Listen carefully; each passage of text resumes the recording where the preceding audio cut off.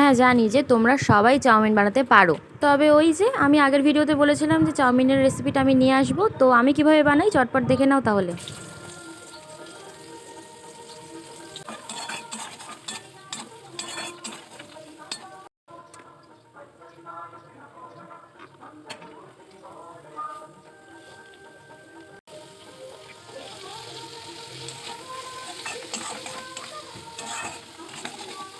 আমি চাউমিন একটু বেশি করে সবজি পছন্দ করি, ওই জন্য আমি একটু বেশি করে সবজি কেটে নিয়েছি।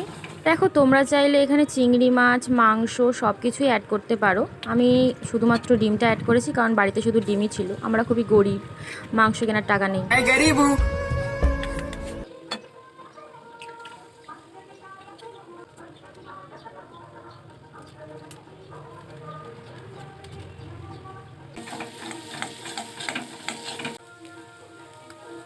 চাউমিন সেদ্ধ করার পর ঠান্ডা জলে আবারও ধুয়ে একটু তেল মাখিয়ে কিন্তু আমি রেখেছিলাম, ওই জন্য এতটা ঝরঝরে হয়েছে। আর রেস্টুরেন্ট স্টাইল কালার আনার জন্য আমি দিয়ে দিচ্ছি একটু সোয়া সস।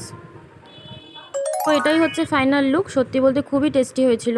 ফলো অ্যান্ড সাবস্ক্রাইব তো তোমরা করছো না, তো ওই জন্য ভাবছি ভিডিও বানানো বন্ধ করে দেবো।